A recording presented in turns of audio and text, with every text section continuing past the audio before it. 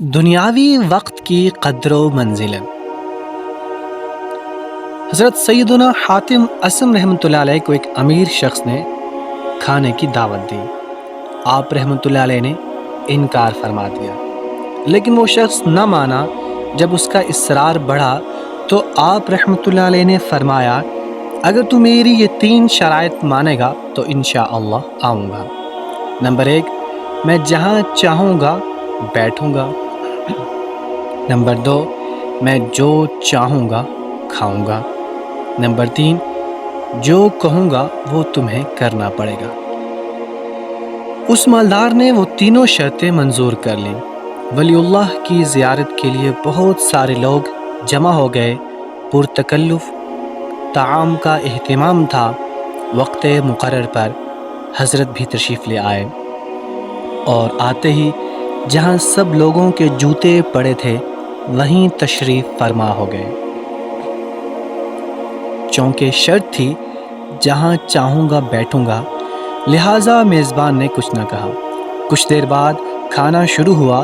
لوگوں نے مرغ مسلم پر ہاتھ صاف کرنے شروع کر دیے، لیکن ولی اللہ رحمۃ اللہ علیہ نے اپنی جھولی میں ہاتھ ڈال کر سوکھی روٹی کا خشک ٹکڑا نکالا اور تناول فرمانے لگے۔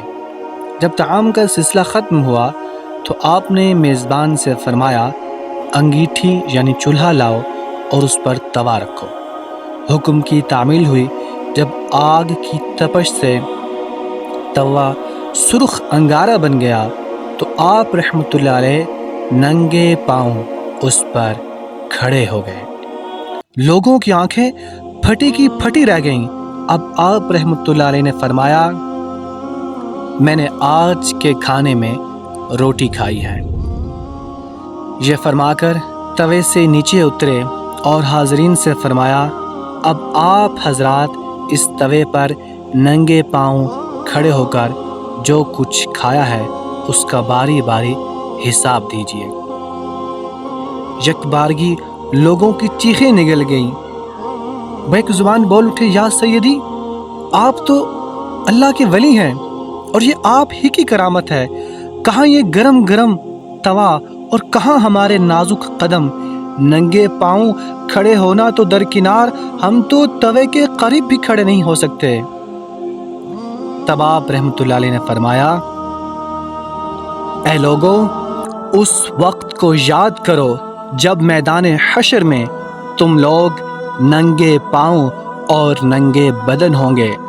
سورج 1 میل کے فاصلے سے آگ برسا رہا ہوگا۔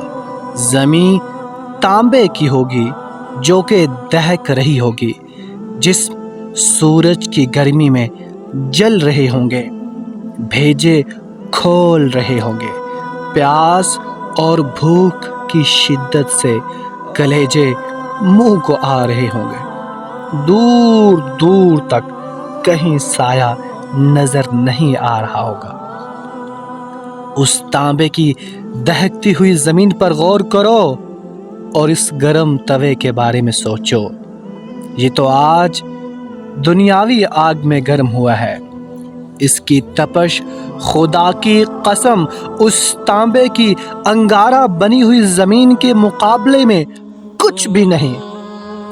اس تانبے کی تپتی ہوئی زمین پر تمہیں کھڑا ہونا پڑے گا جب تم آج اس دنیاوی توے پر کھڑے ہو کر صرف ایک وقت کے کھانے کا حساب نہیں دے سکتے تو کل بروز قیامت تم میں ایسی کون سی کرامت پیدا ہو جائے گی کہ تانبے کی دہکتی ہوئی زمین پر ننگے بدن اور ننگے پاؤں کھڑے ہو کر زندگی بھر کی نعمتوں کا حساب چکا سکو گے۔ یہ رقت انگیز بیان سن کر لوگ دھاڑے مار مار کر رونے لگے اور گناہوں سے توبہ استغفار کرنے لگے۔